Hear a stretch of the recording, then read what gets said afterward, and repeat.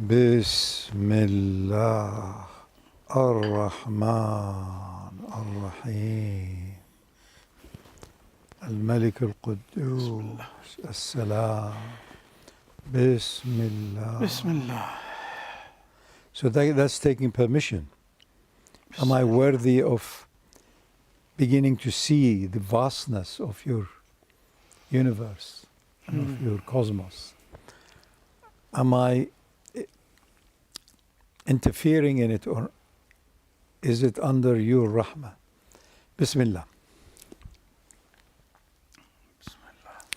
I'd like to share something which is very important our time, and that is how humanity has over hundreds of years, thousands of years, has converged to the most important aspect of importance. And that is, what is it all about? Who are we? Where are we going? What is death?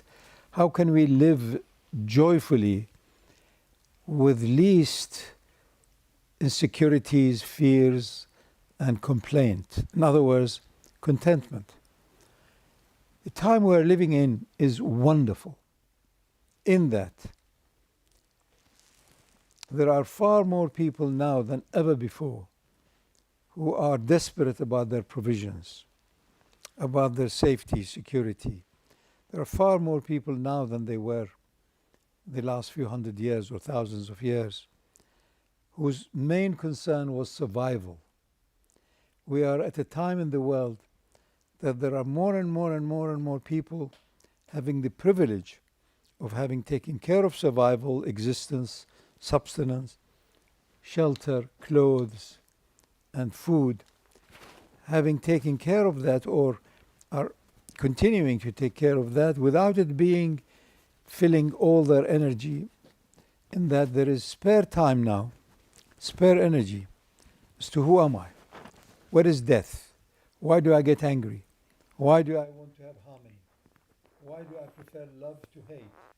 So all of these questions are now becoming more and more global. That's why I consider it the best of time in an evolutionary sense, in the sense of the rise of consciousness, in that we as human beings are in everywhere, in every corner in the world, there are people who are asking the same question. What is the purpose of my life? Why do I need deep sleep and yet I want to be fully alert and awake and my mind functioning optimally? How do you reconcile all of these things? Where is God's justice? And. So humanity is collectively focusing more and more and more amongst the elite, amongst those who can have the energy and the time to reflect and think and share as to who are we? Who am I? And the wonderful thing is that more and more people realize that we are all, as human beings, have the same potential, in that the source of life in us, we call it soul, spirit, whatever, is exactly the same, irrespective of color, size, race, education, wealth. Potentially we are the same. We want to maintain life in our body, we want to maintain quality health, but at the same time we're seeking something that is not tangible, not describable, beyond feelings, emotions, and thoughts. It is a very subtle light that when you enter that zone, then you go beyond fears and anxieties and concerns and all of the other things which are normal to human beings. I consider this as a big, big gift. And by connecting with different people of different color, different race, different religions, who are on the same page or the same chapter, then it is true, it is one world, one humanity, seeking its cosmic source of divinity. And that is, if when that becomes deep in every heart, then the ever-increasing violence, the ever-increasing destructiveness, the ever-increasing warfares will begin to subside. Otherwise, it will continue and becomes more and more remote because human being cannot take it. You cannot see so much bloodshed and killing on your hand. So therefore, we do it remote control. Until that transparency, accountability, and the constant touch of the joyfulness of pure life, pure consciousness, becomes accessible and is constantly connected with. When that happens, then a person has saved himself or herself from himself or herself. Meaning, you are living much more as a soul, as a spirit, as a divine entity, than as a biography. In other words, the photon, which is an entity, is ever connected with this wave function, which is ongoingness. The photon has a beginning and an end, like my own personal life. But life has no beginning and end. And until I accept that my life is not separate from cosmic life, then I'm all the time worried, concerned, afraid, and I'm subjected to sorrows. So, purpose of life are countless. Reducing pain, reducing agony, reducing suffering, reducing sorrow, reducing mental agitation, on and on and on. All of them mean reasonable balance at body level, reasonable balance at organs, and then mind, and then emotions, and then reasonable balance, until such time you're easy to attain that balance. You want to go beyond it, because nothing is ever enough. And that is why the definition of deity, the divine God, Akbar, is not big, it's bigger. That means not subject to size, not subject to space and time. All of us human beings are made of the same template: physical, the intermediary, and the spiritual. And as growing animals in consciousness, our first concern is the physical, material, food, sustenance, shelter, sleep, comfort, ease, health. Soon when that is attained, you know, if you reflect enough, nothing that is discernible, measurable, thinkable is enough. So you begin to know that satisfaction is beyond the mental evaluation or measurement. Our age is that of basic, it's a very low grade science, is of measurement. It's necessary, but it is a first step. As many of the doctors and others realize that there are effects of all of the other entities, the bacteria, the viruses, and millions of other discernible, measurable, but ultimately healing and well-beingness connects with some other zone. So healing can occur in spite of the fact that, you know, a basic normal GPs think it's not possible. But there are always the exceptions. And that shows that we are actually a spectrum. We are connected to the physical, material, discernible, and to that which is beyond. And that's the source of life. The more I calibrate with that, the more I am in constant reference to the perpetual, to the eternal, the more I am in the right, full balance, not denying humanity, but constantly being replenished by divinity. So I am earthly, heavenly. I am celestial, terrestrial. And as one practices more and more this balanced way, without being concerned about the balance or measuring it, in other words, being constantly recharged by that which is beyond measurement or balance, then your sight becomes insight. You see the thing maybe through your eyes, but immediately you understand its inner meaning. Why is the person angry? Why is he or she breaking the place? It's an expression of discontentment. desperation, agony, pain. And we are designed not wanting pain. We are designed to immediately respond to pain. The autonomic system in us takes over. As humans, we are not trustworthy to take care of it. Naturally, your finger will withdraw from the fire because it wants to preserve life. Anything that is alive has its main, constant obsession is to preserve life. All of us, each one of us. So once you accept that we are all obsessed with that, so the most important thing in life is to be tuned to life. And life, to begin with, is personal. But soon you realize it's cosmic. There are countless living entities which are not necessarily sentient. What about all what goes on in the amazing interconnectedness between elements, in chemistry and physics, in galactic relationships, and. This is another version of connectedness and responding and communicating. And then comes sentiency and awareness of awareness, which is a magnificent gift and the zone we are in. Once we climb that ladder of awareness, you soon reach a point of transcending it. You've entered into a zone that has no more non-awareness. So it becomes pure consciousness, silence, deepest reflection with nothing that you can discern.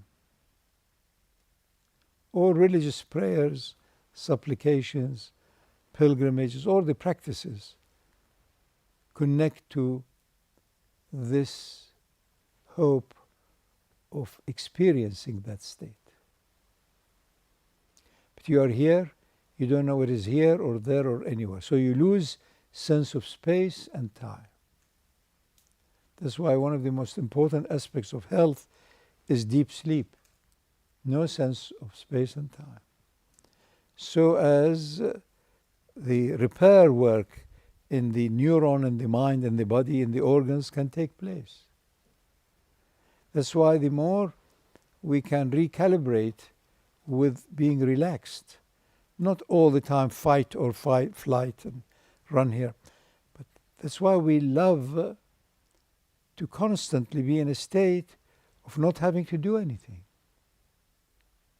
No matter what you do, there is something else to do. No matter how much projects you have, good or whatever, there are endless projects. Doesn't mean you don't undertake projects. But the time may come with a growing up individual, reflective, spiritual being, that you say, no, I will only respond. There is nothing that I want. But if I can help to reduce somebody's anxiety, anguish, pain, suffering, I would do that.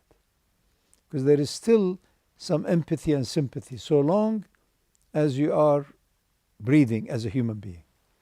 You cannot deny that. Also, you cannot deny the truth and the fact that you know that suffering and pain and all of that becomes habitual.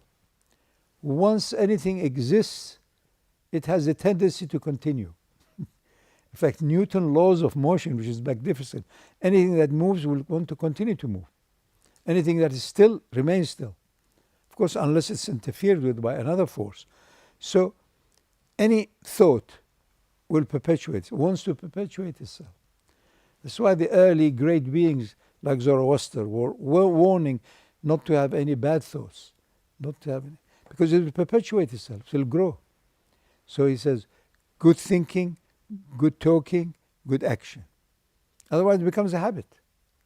After a few times the neurons will connect and they go, whatever exists has a touch of life which is continuous forever. So it wants to exist. These are the laws of, but as much as the laws of physics are clear and obvious, so are these. But we need to be aware of them.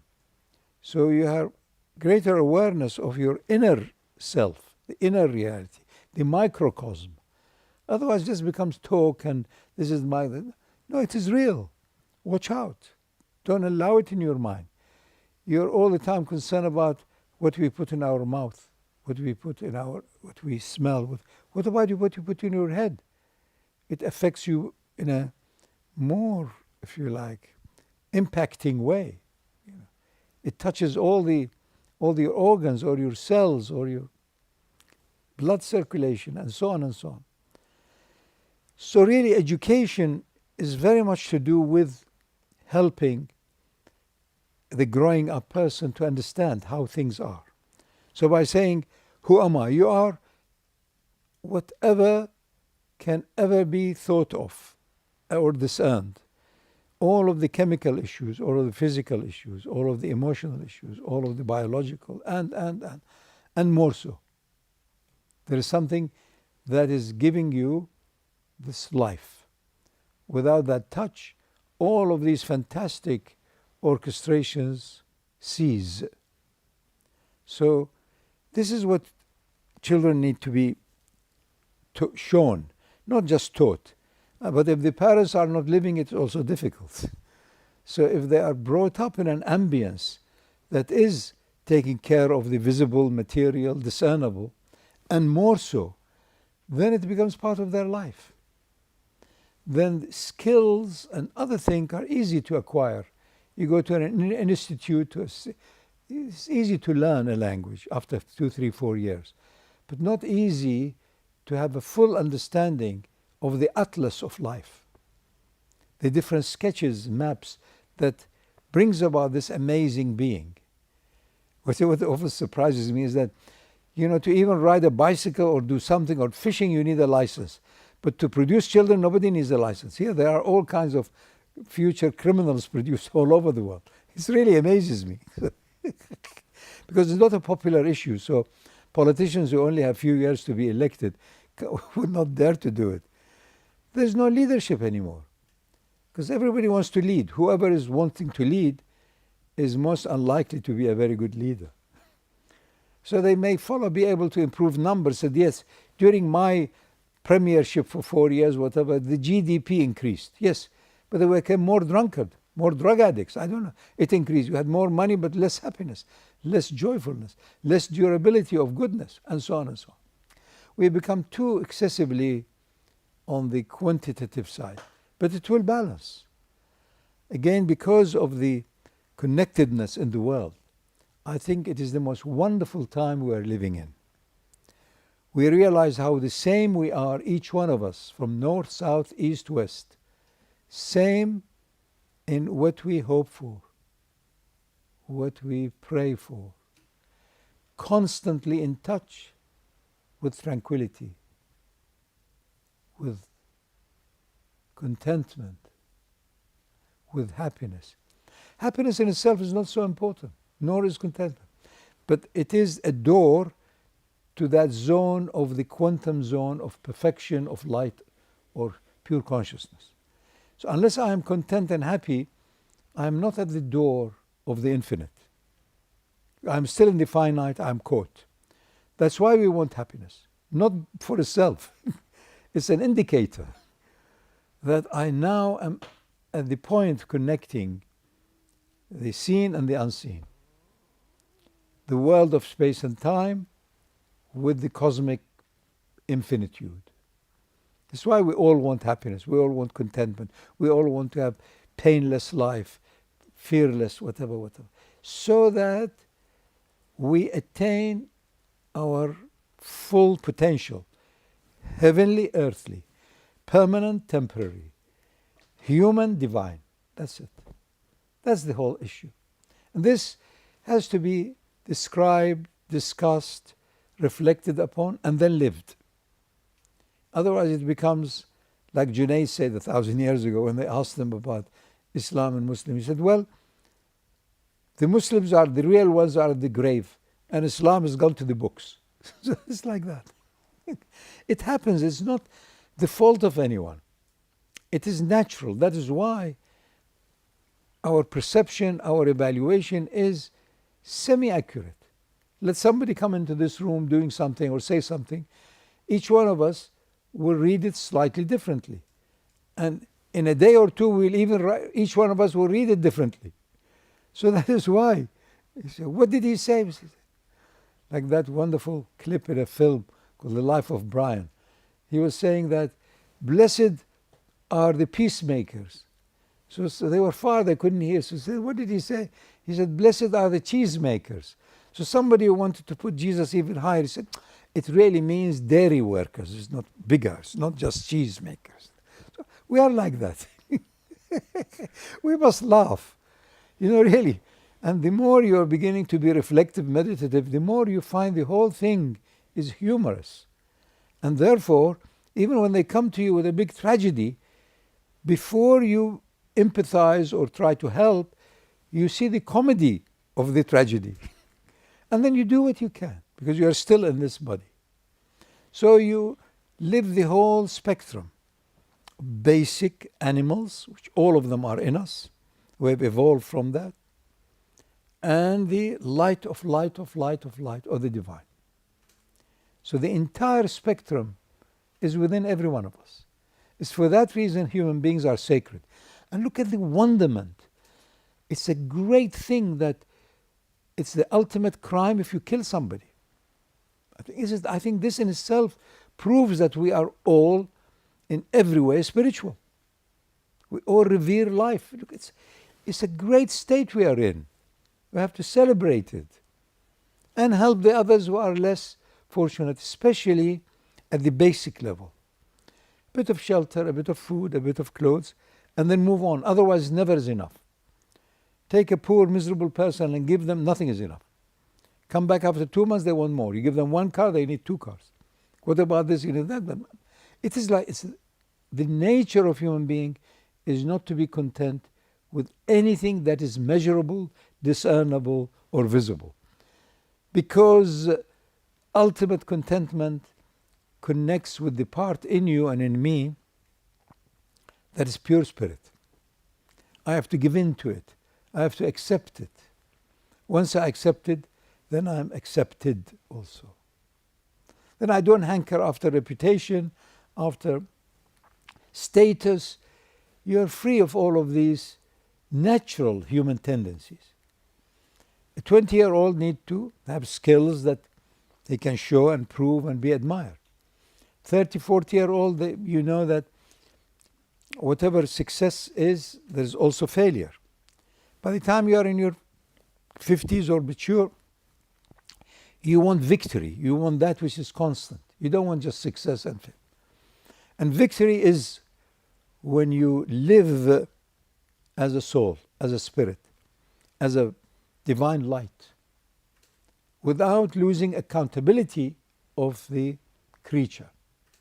So the more open you are, the more transparent you are, the less you are concerned about if you believe in the hereafter or accounts. You have rendered your account here. Allah knows, God knows. So He knew that I did that with the good intention. And if they don't like it, I apologize and leave. Without anger, without rancor. The entire business is courtesy of conduct.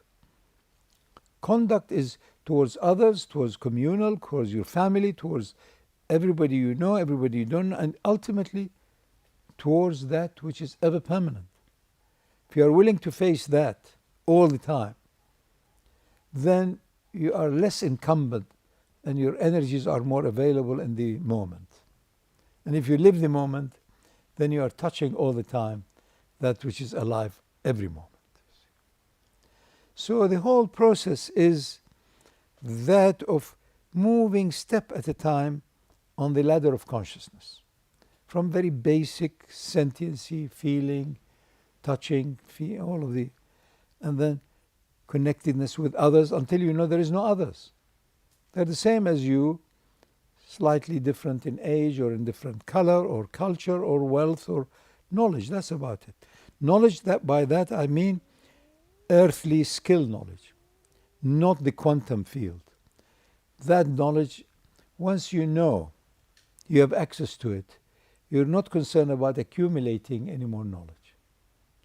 The more you meditate and reflect and touch the zone of infinitude in you, the more you know that that which you really need to know will be given to you at the time that is needed to be known, not according to your mind. You've decided, I want it now. That's your decision. Because you are stretched in time and you have diluted that energy of that laser insight and become a little bulb. That's all. So it has to be real. And for that you need to be with people who are real. So as you look in their mirror, so the ultimate teacher is a mirror. The father is a teacher, the school teacher is a teacher, but they're all in a discernible, in a measurable, in an earthly way. Needed. Not enough. And when you move into wisdom and you want to truly be aware of awareness and being naturally in the infinitude of now, then you need a teacher who will act as a reflector, as a mirror, because he can't help you anymore. Yeah. So early teachers is yes and no, and when the parents have to do that. Not correct, don't do that, don't shout, don't waste, don't clean, wash. Now it's time to sleep, rest. These are guests, we have to be extra, whatever. And all of the other homely, if you like, do's and don'ts. And how to be trained to be in silence, to pray, to rest. Then ultimately, it is the subtler things in you. The early desires you had as a kid. You don't need to psychoanalyze it. Face it, accept it, say, I love that. For that you may occasionally need someone who is attained that earthly, heavenly state, who will not demand from you anything. Because if they do, then it's again transactional. Nothing wrong with transaction. But if it is at that level, then the awakened teacher is good enough for him or her that there are others who want to be awakened. That's enough reward. Because otherwise it's barren, When you are in the zone of constantly being recharged by the infinity, it's quite boring to be with all of the limited people. So you are delighted by coming across occasionally whoever it is that say, no, I know nothing is enough for me. Materials, knowledges, powers. I wanted all of love, it's not enough. I've had enough chances to know that they are helpful, useful, good, but not enough. So the Quran describes it, said, not until you know Allah is enough for you. أَلَيْسَ اللَّهَ بِكَافٍ عَبْدًا. If Allah is not enough for you, nothing will be enough. So you move. Yes, no, I wanted a bigger house, nicer house, better car, fine. Because we are driven all the time towards comfort and ease and instant gratification. Not tomorrow. The child is quite right. The 2-year-old said, I don't want it. Don't give me the toy tomorrow. I want it now. My birthday is now. So your birthday was 2 months ago? No, now. Quite right. Equally, when they are trying to get somewhere, are we there? Are we there? The 2-3-year-old children in the car, the parents find it such a nuisance. But if they look into it, the children are acting actually very spiritually. I want to get there. Meaning, you don't want to delay gratification. You want it now. You are spiritual. The spirit is gratified. So I want it now. It's wonderful. Not until, of course, you are a parent and you have 5 hours of nagging. That your parent patience wears off. So we are the same, looking for exactly the same, but it's not a thing. That sameness is beyond space and time, present deep in the heart. It's your spiritual reality. So in what matters most, we are the same. In what doesn't matter, different color, different height, different age, different background, different religion, doesn't matter. So I sum up by saying the entire life we have is differentiated sameness. It's differentiated. This is hard, this is soft, this is hot, this is cold, this is blah, blah, blah, blah. It's differentiated, but it's the same. Meaning, it is to give me some contentment. It is to give me tranquility, inner silence. So the noises stop and I hear the voice and the harmony of truth, which is not a noise. Everything else is a noise. If the noise is in harmony, it leads me into that, so it's helpful. Listen to some wonderful music until you lose it all. You lose the music, you lose yourself, you lose. Then the gain is there beyond measure. You have to lose this discernible, measurable state, so as you are at the gateway of the immeasurable. That is where you get really recharged.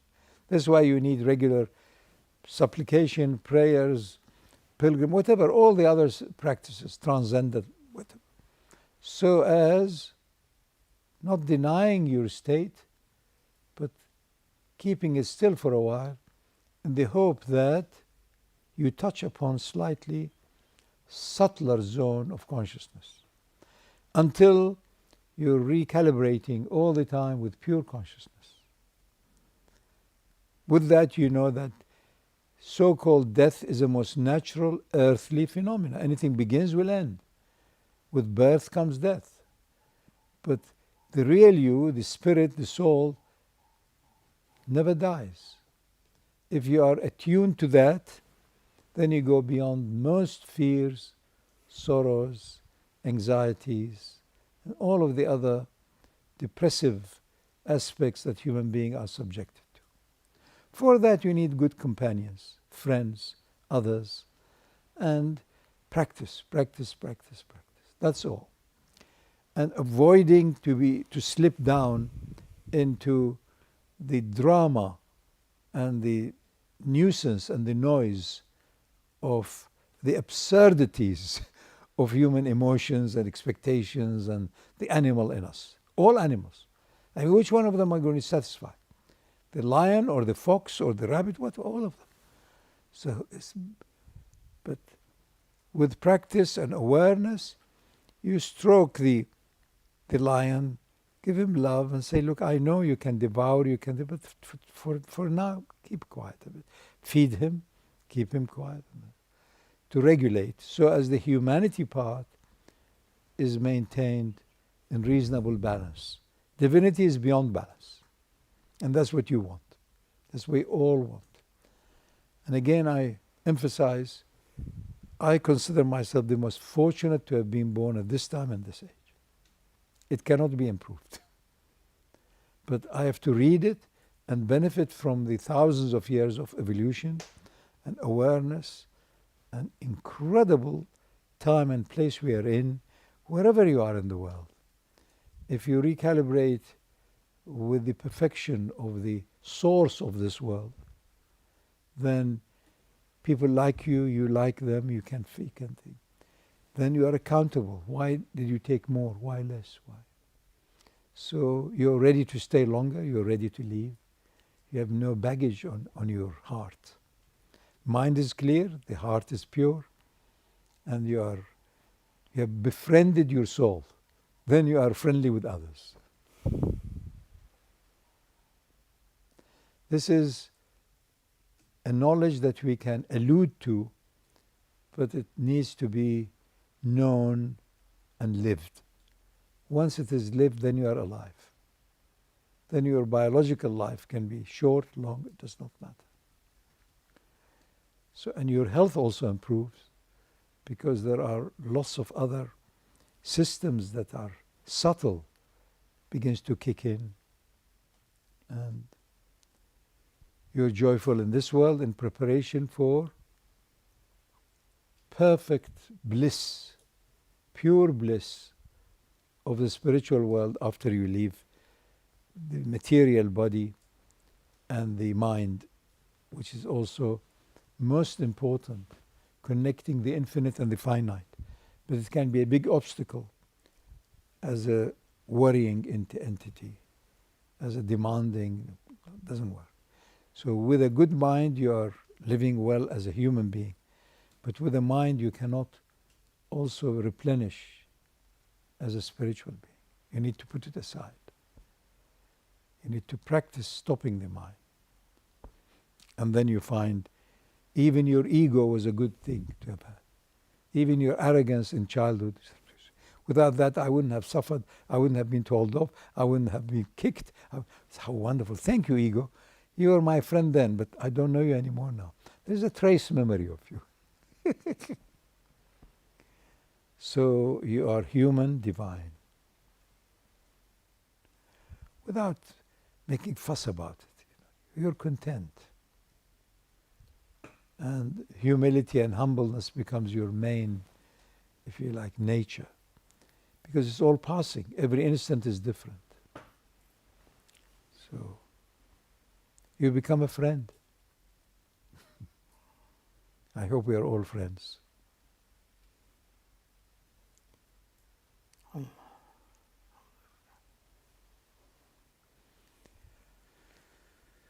Bismillah. Thank you. Thank you. It was nice. Thank you.